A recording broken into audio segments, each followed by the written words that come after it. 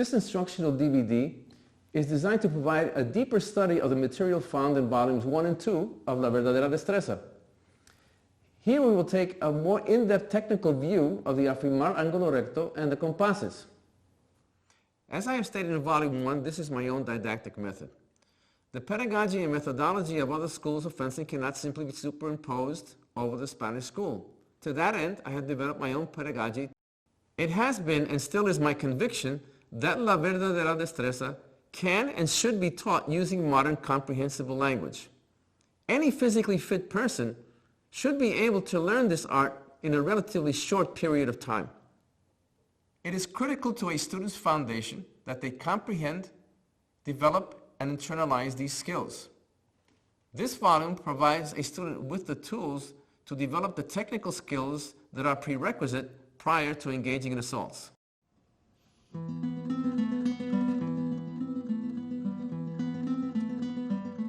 Afirmar and ángulo recto. From its origin, the new science, Nueva Ciencia, of Spanish swordsmanship, La Verdadera Destreza, as conceived and founded by Don Jerónimo Sánchez de Carranza, has been noted for its unique stance or guard position, afirmar, and footwork, compases.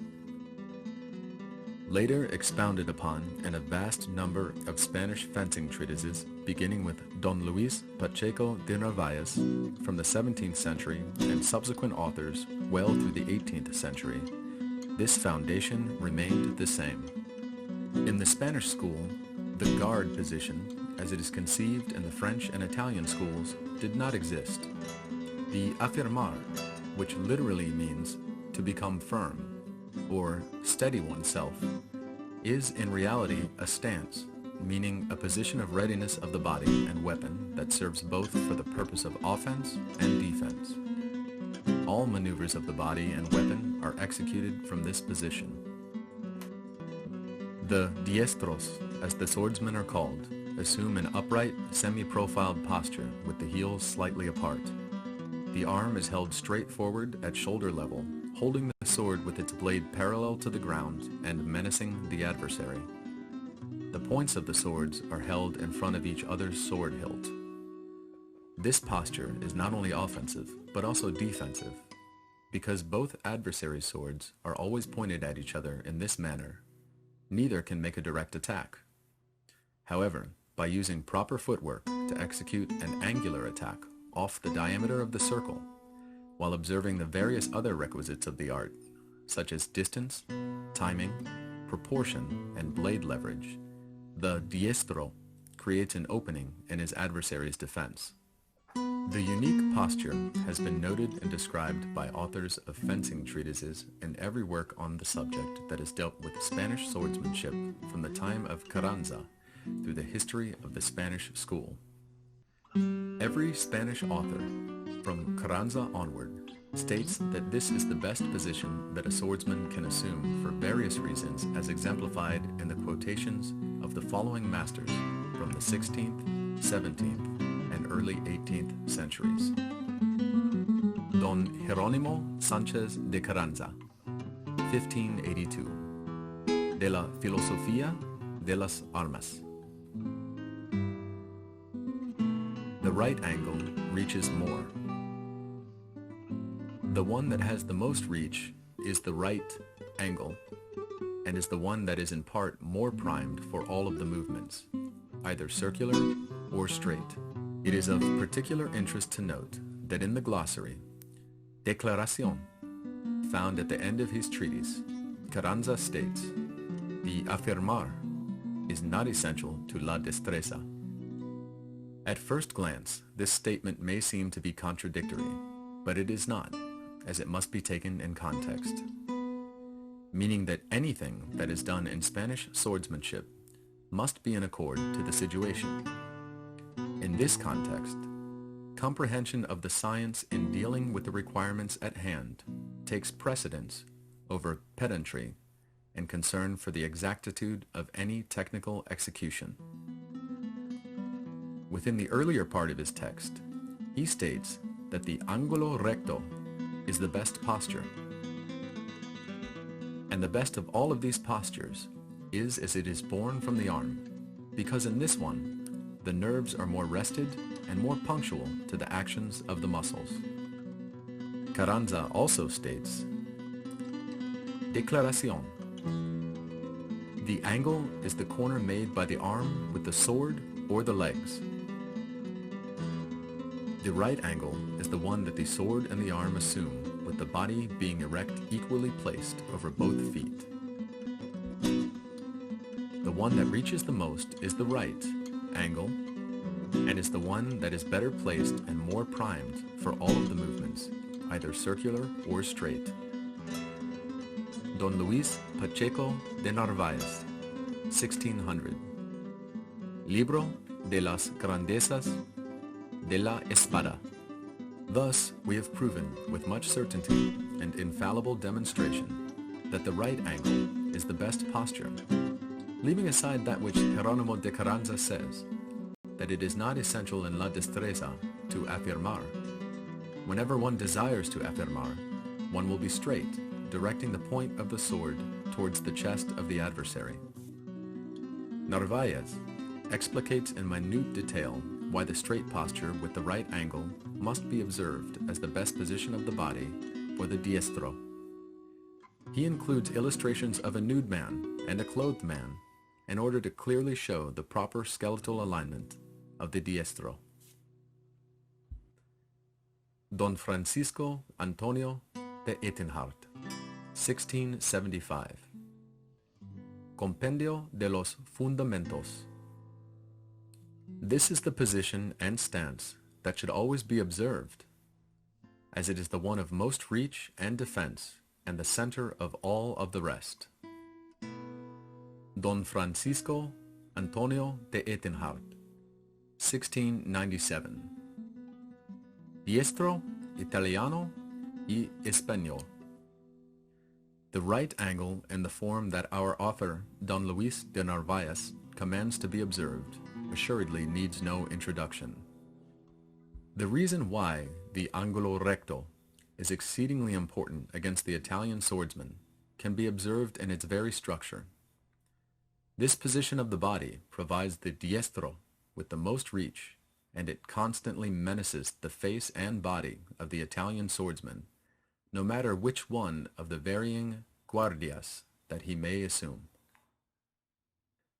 In addition, this Spanish stance facilitates mobility in any direction with ease, because from this position of the body, the diestro can change direction without telegraphing or discomfiture from his position.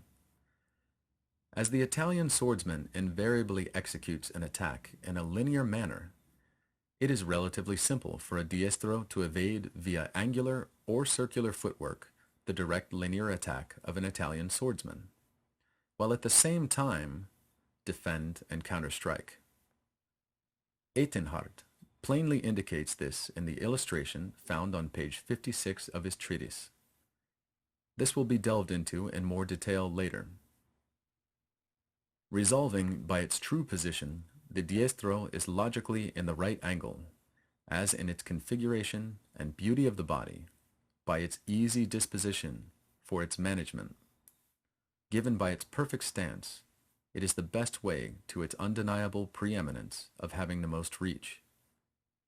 And it proceeds in the 57th folio saying that the right angle is the best, longest, and most convenient posture for defense and of major aptitude to offend, as is convenient. It is very clear that Etenhart, or any of the other Spanish masters, since Carranza onward, does not consider this a static posture, but as one that is flexible and dynamic. Although the arm is straight, it is held in a pliant manner, and never rigid like a battering ram. A stiff shoulder, locked elbow, and crushing grip will produce a rigid, dead arm, resulting in a stiffly presented blade. Don Nicolás Tamariz, 1696. Cartilla y luz en la verdadera destreza. Dialogue. First question. How should the diestro afirmar, place himself, upon the right angle, and what is the defensive stance? Response. The diestro will afirmar on the right angle, that is the defensive stance, when he extends the arm and sword directly as they emerge from the body. Don Francisco Lorenz de Rada, 1705. Nobleza de la Espada, libro segundo, El arte de la espada. Second book. Right angle in man is when one steadies the arm straight, so that it does not participate in any of the extreme angles from above or below, because it comprehends its jurisdiction from the right vertical to the diameter of the chest. The diestro will be afirmado in the right angle in any part of his jurisdiction, respective of himself and for his adversary.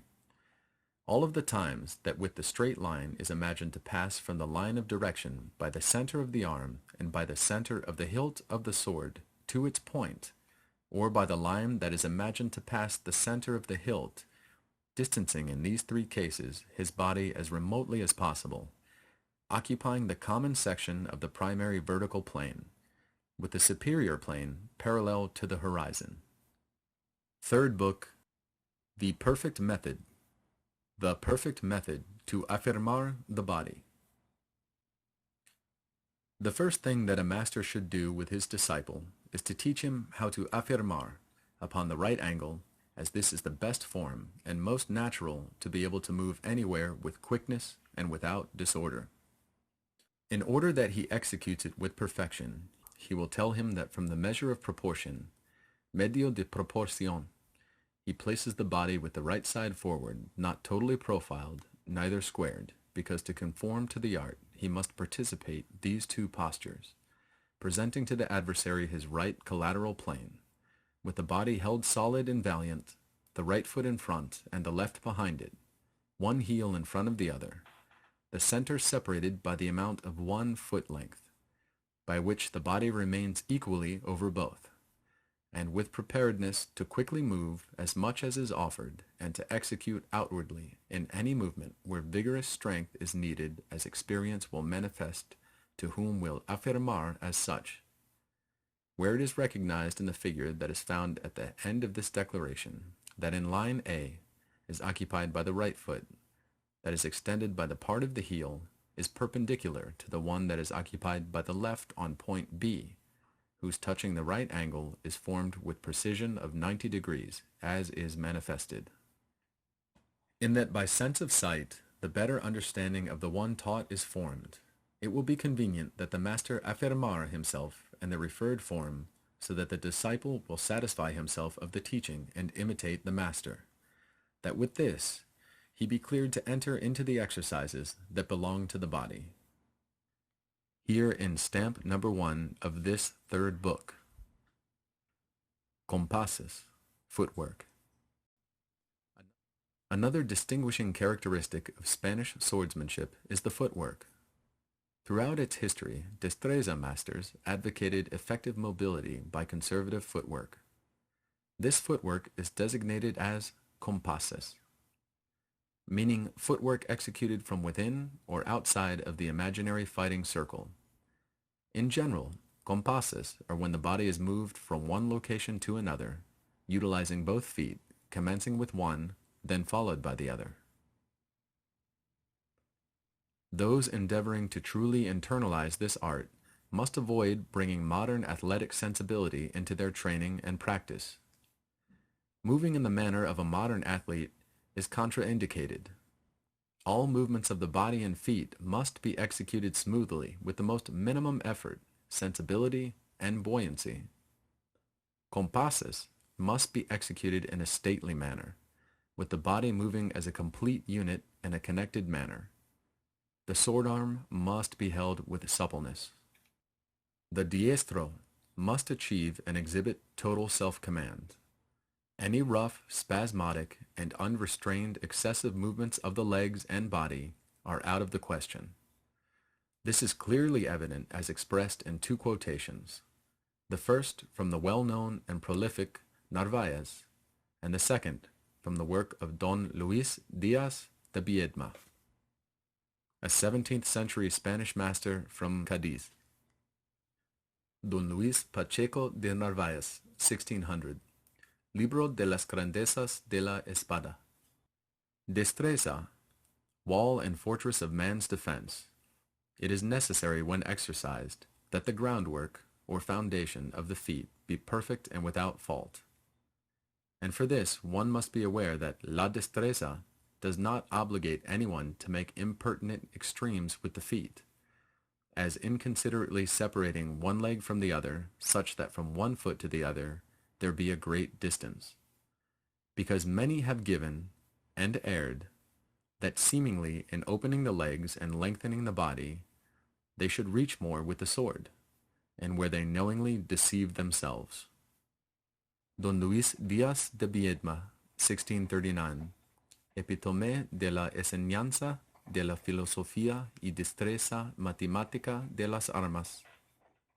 In doing these compasses with a fine air and disposition, with the body being held always in profile or squared.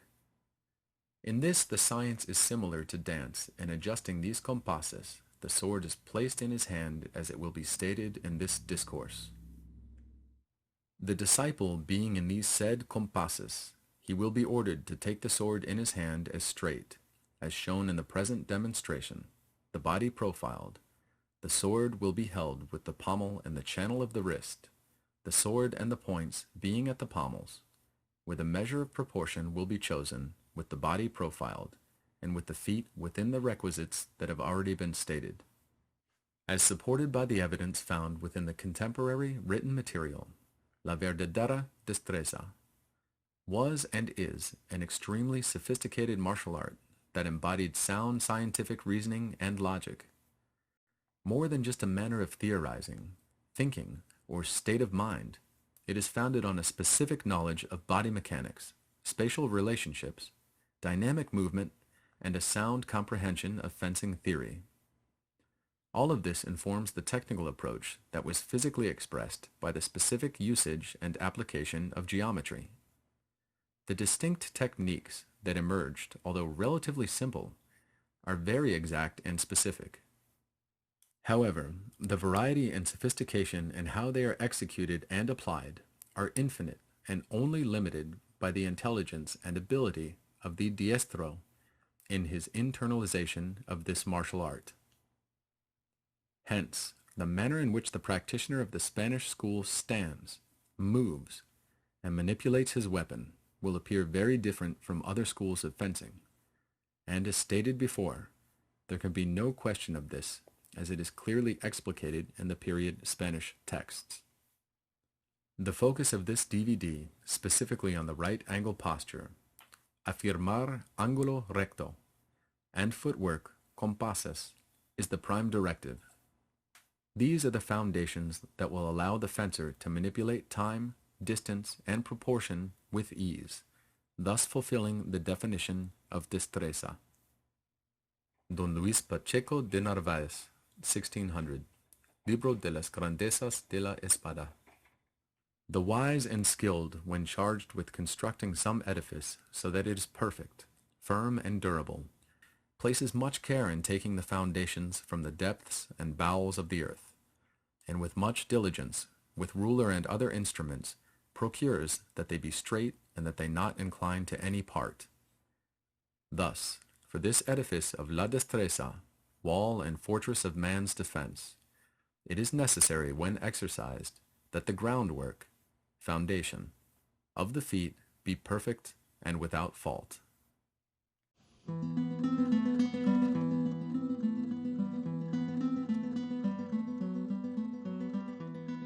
In the Spanish school, the concept of a guard position as found in the contemporary Italian schools does not exist. According to the Spanish masters, the afirmar is a defensive and counter-offensive posture of the body or stance. Thus it does in fact meet the criteria of a guard position. Therefore, I designate it as a guard position or stance.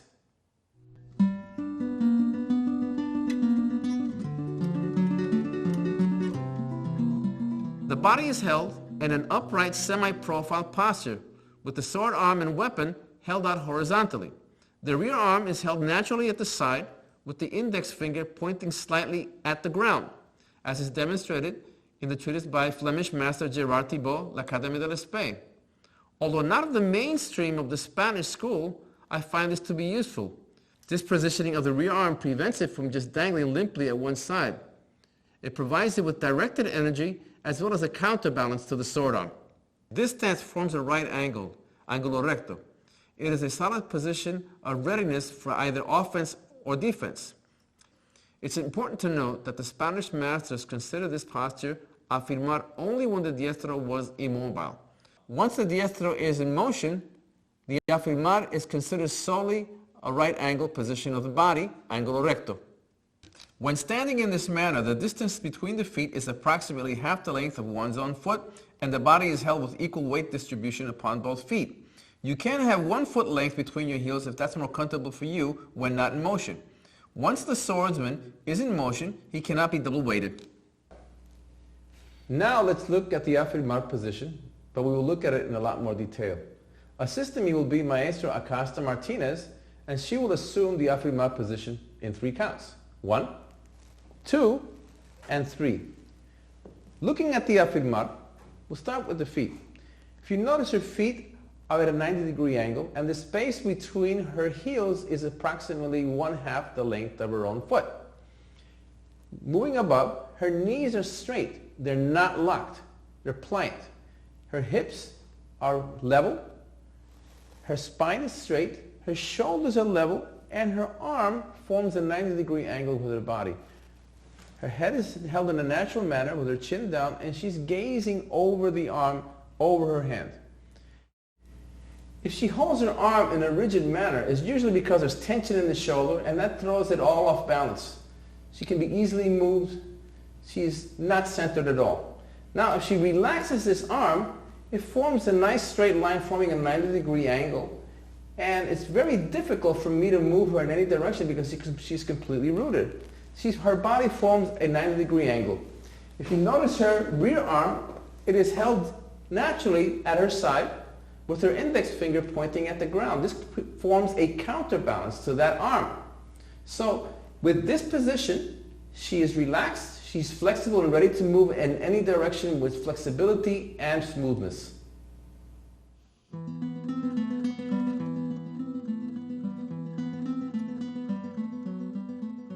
The Spanish masters stress the importance of this stance. They state that the ángulo recto must be maintained for several reasons. Standing in this manner, the swordsman has the most reach. It is more natural to stand in this manner as it affords the swordsman the ability to move in any direction with promptness and ease. I must make it clear that this position of the arm and body is not to be constantly and rigidly maintained, as this without doubt will unduly fatigue the swordsman. The Spanish masters do not consider this position a static posture, but one that is flexible and dynamic. In fencing, the interplay between the diestros cannot occur out of distance. All actions executed out of distance are for the purpose of gaining or giving ground in order to facilitate the attack, the defense, or the counteroffense.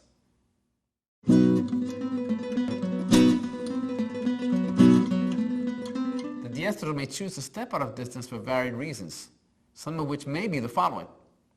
To rest his arm by lowering it if he is tired. The diestro can also go out of distance in order that he may study his adversary to gain knowledge of the type of swordsman he is facing and the adversary's intentions or habitual patterns of movement of weapon and body.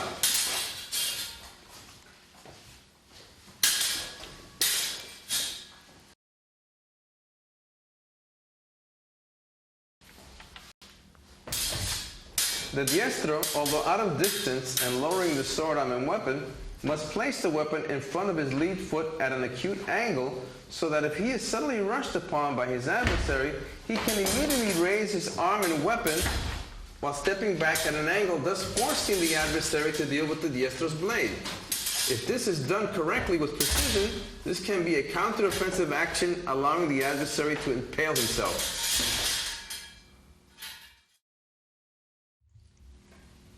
The ángulo recto is to be maintained when the swordsman is seeking the distance, in distance, or maintaining the distance.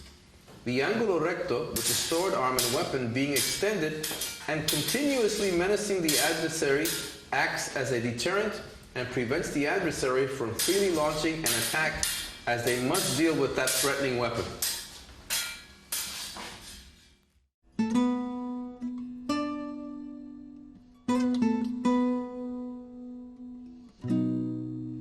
It is vitally important for beginners to train and practice from this position. It will strengthen the body and give them flexibility and fluidity of movement. This will produce a centeredness in the body in either the afirmar or in movement, referred to as entreza by the Spanish masters. Don Luis Díaz de Viedma, a 17th century Spanish master from Cádiz, in his 1639 treatise in discussing the ángulo recto in the compases states, dando estos compases con buen aire y disposición, quedando siempre el cuerpo en perfil o cuadro, en esto le parece esta ciencia a la danza. In doing these compasses with a fine air and disposition, meaning with grace and elegance, with the body being held always in profile or squared, in this the science is similar to dance. Other masters state that the body should be held with gallardia, gallantry, elegance, and nobility, meaning that all parts of the body will move in harmony to accomplish the task efficiently with balance and reserve strength. Without doubt, this shows us that these swordsmen placed themselves and moved in a stately and orderly manner.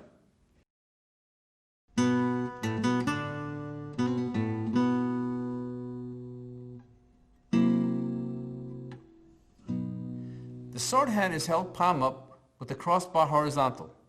The reason for this is the following. I have chosen to teach the position of the hand as uñas arriba as a pedagogical device. The usage of this position is intended to teach the beginner student, and here I stress beginner, an awareness of the edges of his weapon's blade so that the student learns to always make contact and oppose the adversary's blade with edge-to-edge contact without asking them to rotate their hand. It offers not only mechanical advantage, but also provides the most tactile sensitivity, tacto. After the student is sufficiently advanced, I stress the usage of the position of uñas adentro, because by that time, the student will have properly developed strength and suppleness in the hand and arm. In this position of the arm, there is less stress on the muscles and joints. The student is now prepared to apply the rotation of the hand in making edge-to-edge contact while maintaining control of the weapon to execute a variety of atajos or desvíos. As the student gains more experience, the position of the sword hand is not fixed. Rather, it rotates as required in the moment so as always to be in a position where contact with the adversary's blade is always executed with the edge of one's own blade.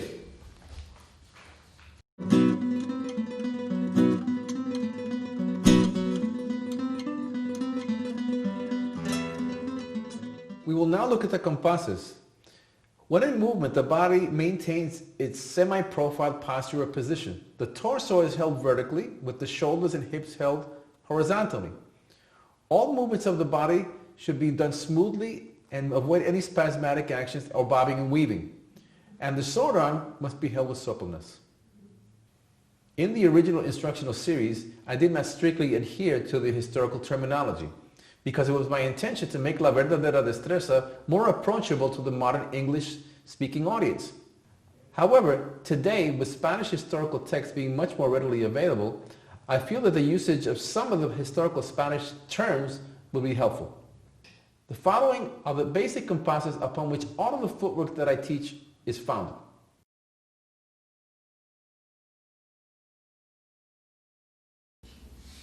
Advance, recto, directly forward on the diameter.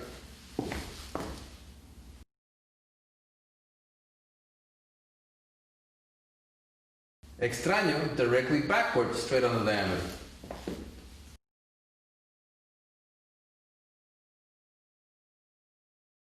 Lateral, trepidante, either step left or right along the líneas infinitas.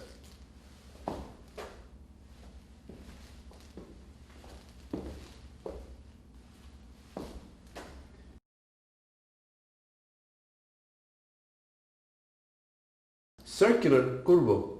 on the circumference of the circle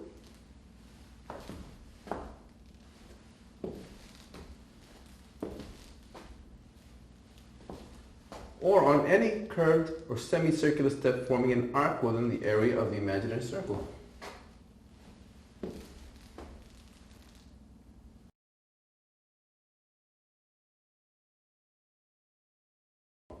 Traverse, transversal, when crossing the circle obliquely along the rectilinear lines.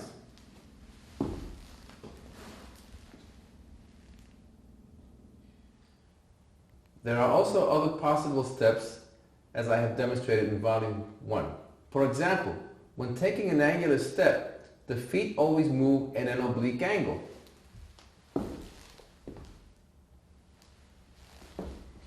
The transversal is also an angular step. I demonstrated this before, however, these steps can be formed in a variety of ways.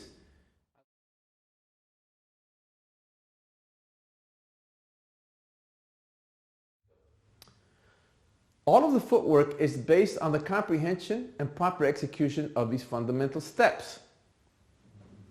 When you combine these, you are in fact executing the compases mixtos or combination steps. Admonitions that you should be aware of.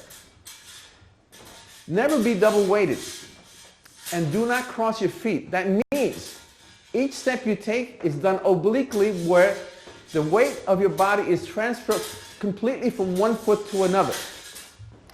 And important, never allow one foot to lag behind the other as if nailed to the floor. The body must move in a fluid and efficient manner so that the body remains erect and you're not leaning in any way at all.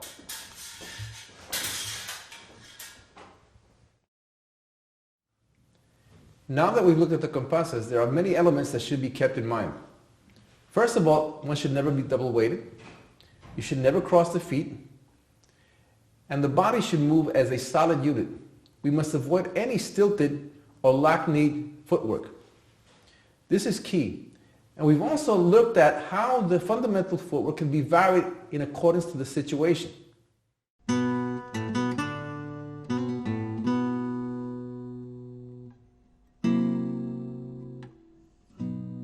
We will now move into a series of drills that are specifically designed to refine all of the skills that you've learned in volume 1 and 2.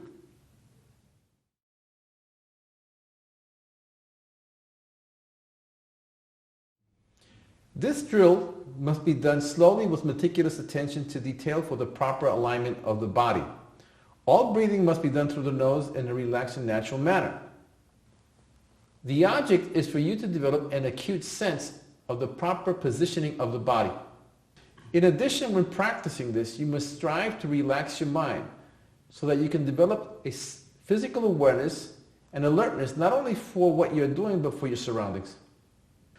All movement must be directed by conscious thought. One must never practice mechanically. Intention and purpose must direct all practice. In this drill, we will practice forming the ángulo recto, right angle, in 3 steps. Number 1, she brings her hands and arms to a ready position. Number 2, she raises her sword arm to a horizontal position, forming a right angle. Number 3, she steps back approximately the distance of half the length of her own foot. At this point, her weight is equally distributed.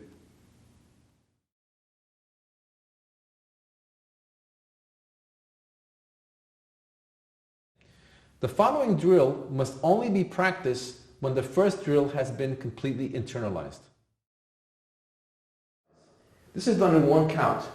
The arm and the foot move together. The arm raises and the foot steps back. This can also be done going forward. The same thing, the arm raises and the foot goes forward. The rear arm is as before, with the hand, index finger pointing gently at the ground.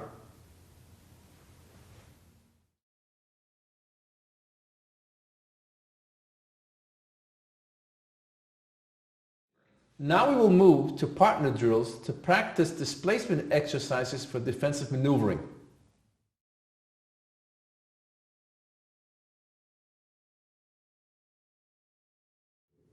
Imagine 2 diestros standing on opposite ends of the diameter of an imaginary circle.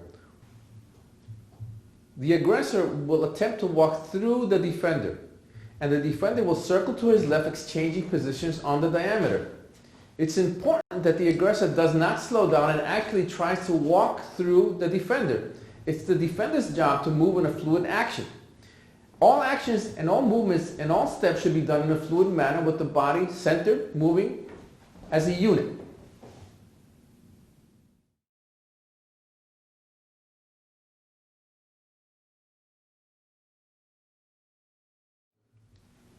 This drill is essentially the same as we just did, except that the diestra will now circle to his right. As before, it is extremely important for the aggressor to really try to walk through the defender. It's the defender's job to allow him to come as close as possible. As I stated before, these exercises should be done fluidly, with the body moving as a unit. And they should never be sped up until all movements can be done effortlessly.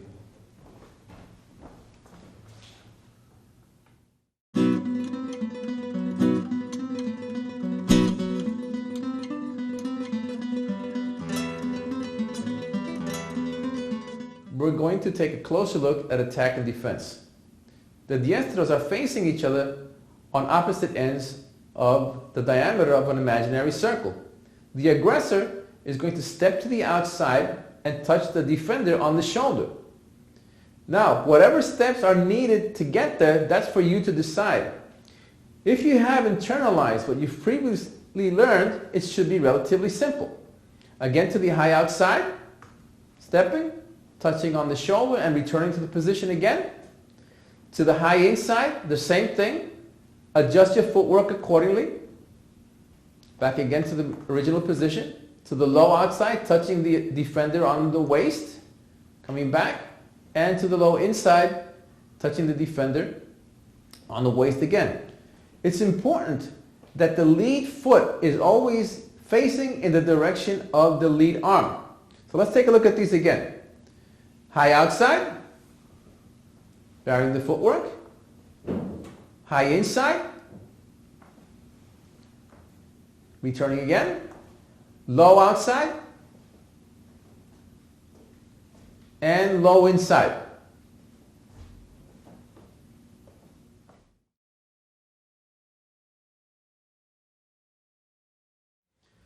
The following drill is exactly the same as the one we just did, except that the defender will now take an angular step and place his arm in a position that deflects the aggressor's attempted touching of the shoulder. From the afirmar, the aggressor will attempt to touch the defender on the shoulder on the high outside and return. As you saw, the defender took an angular step and prevented that from happening by placing his arm in a position that deflects it. It's the same thing to the inside. Again, to the low outside and to the low inside. Now you may be wondering why I'm not doing this with a weapon in hand. The simple reason is that the idea here is to place emphasis on fluid action and movement of the body. If you have a weapon in your hand, you will become fixated on the weapon. It's important to realize that this is not a contest. It shouldn't become a struggle. It should become an emphasis on fluid action. The idea here is to have a complete understanding of timing, distance, and proportion, and above all, the free movement, easy movement, and with fluidity and centeredness. These same attack and defense drills will now be executed weapon in hand.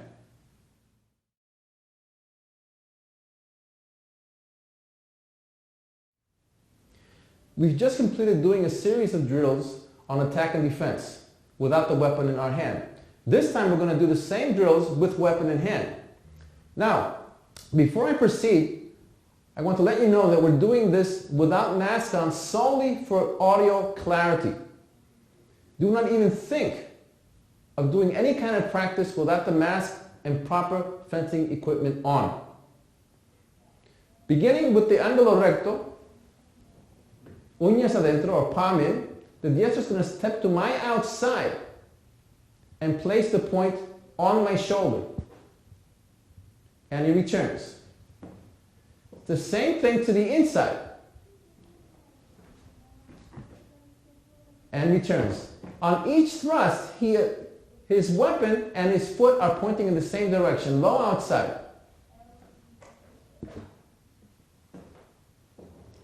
Low inside. We'll do them all again. The important thing to realize is that the compasses can be variable according to you. High outside.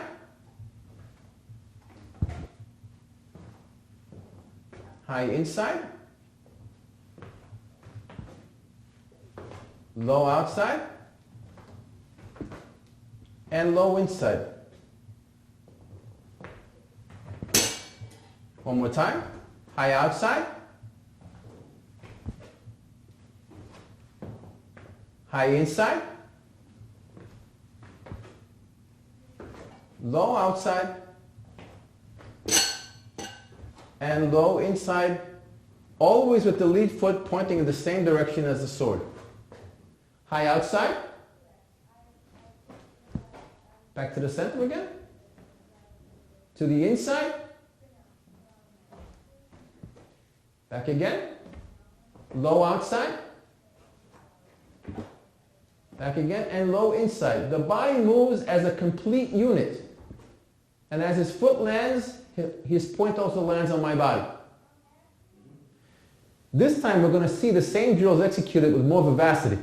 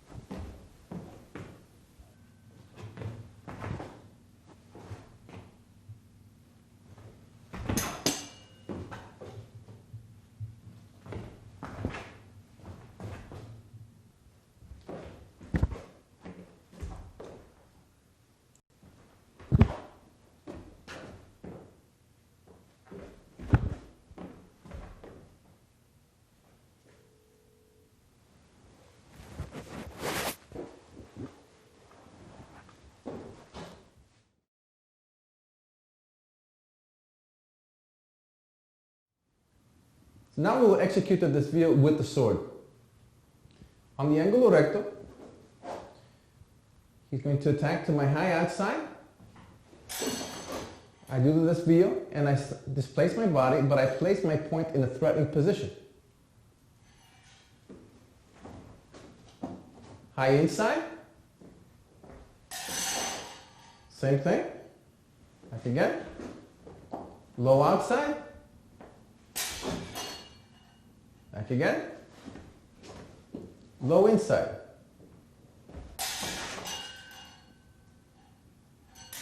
The important thing to see is that I'm not using any strength. I'm just placing the blade as a track for his blade to run on. My point is in a threatening position, but I'm choosing not to hit. We will now do the same drill with our mask on, so you can see the actual deflection and hit at the same moment.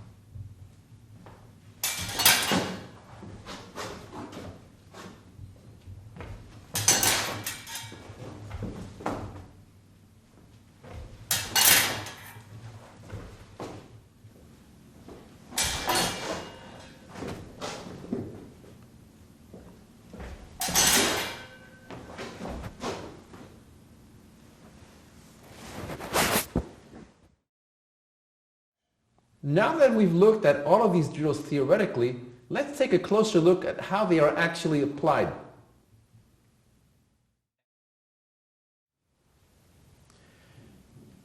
Since the premise of these DVDs is to look at Destreza in more detail, we're going to look at a situation where there is a height disparity. The person that's taller pretty much doesn't have to change much of anything. He can take the attacks in any place he wants. We're going to look at the one to the outside, for instance. He can easily make the step and touch his adversary on the high outside. One more time. Nothing much changes. However, a person that is shorter has to make changes or variations to the footwork of the compasses, and he may also have to take control of the blade. For instance, for this diestro to make the contact on the blade, he stepped in with a circular step. She had to step into the area of the circle. So the diestros are going to assume this, the right angle, the angular recto position again. However, this time we're going to look at an attack to the high inside. I'm going to start with the tall diestro, and he makes the attack. Notice the preparations that he makes and the variation that he makes on his footwork, on the compasses, to make sure that his attack is successful. He's always in control of all his actions. Okay, now let's look at what happens to the shorter diestro on the same situation. Going to make the attack to the high inside line. Again, the attack arrived in the same place, but there was a variation in the blade work, but most importantly in the footwork, in the compasses, which affects everything. It affects the angle, the proportion of how the weapons and the body moves. So it's very important to understand the concept and not try to memorize techniques. It has to fit the diestro himself. Now, let's continue and look at the defense on this. The taller diestro is going to attack again. Same preparation. And the shorter diestro has again placed his weapon in a way that creates a desvío and displaced his body. As you notice, once they start to move, the action doesn't stop until the hit is made. One more time. Okay, now let's look at the situation from the other side, from the shorter person attacking the taller person. So this time he had to attack or make his offense to the lower person of the body, but he's also, again, placing his weapon in a manner which displaces and deflects the weapon and moving his body out of the way. One more time. And that's the only time the action stops, is when the hit is made and the person steps away. Asking the diestros to assume the angulo recto again, we'll look at the same situation and the same concept, except the attack will be now to the low outside line. So I'm going to ask the tall fencer to attack again. Notice that he moves fluidly. His body moves as a solid unit. He doesn't fling himself at the opponent. Everything is in control. He's controlling the time, he's controlling the space, and he's controlling the proportion of each action according to what he sees from his adversary. Now I'm going to look at it in reverse. Let's see what the shorter person does. The answer is a little bit different.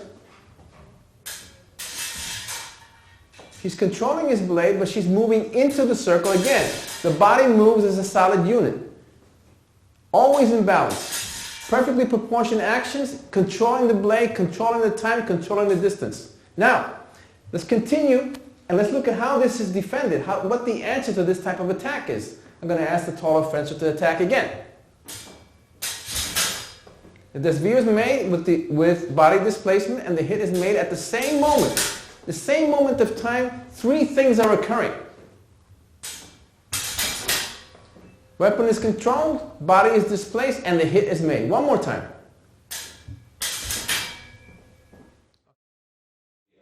Okay, now, let's look at what happens when the shorter person attacks the taller person and what kind of defense he does. Proceed.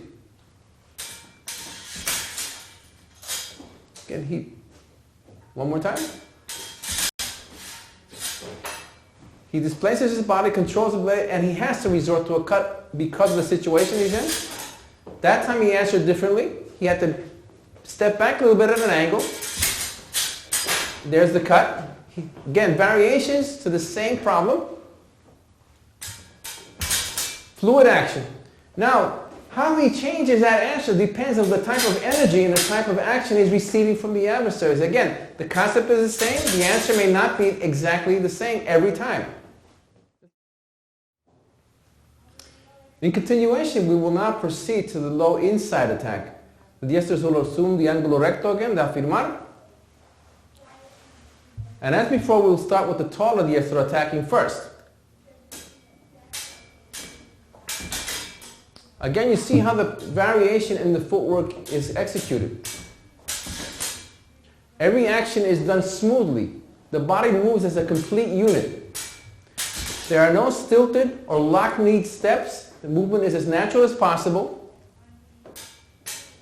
And the attack is made with the entire weight of his body behind that point.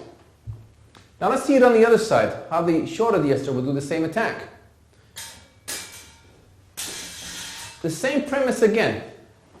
Relaxed positioning, the stepping is as natural as possible, the body moves as a solid unit, no stilted lock-kneed steps, always in balance and always in control. The idea is that the diestros must move gracefully, not just because of the beauty of it, because of the efficiency of the action is dictated by what technique is required. Let's continue to look at the defense on this. I'm going to ask the tall diestro to attack again. Efficient attack, efficient defense. One more time. Each step is proportioned to the requirement at hand. Let's look at the reverse. Shorter diestro attacks. Same idea. It should appear almost effortlessly. Another thing that I have to mention is that the arm is never held stiffly. It's held in a relaxed manner. Again, fluid action, measured footstep, always in control. Same concept, same premise, slight variations on the response to these things according to the needs of the diestro. It's not just about tall and short, by the way. It's according to the energy it's received and the distance covered. So it's constantly changing. It's never the same.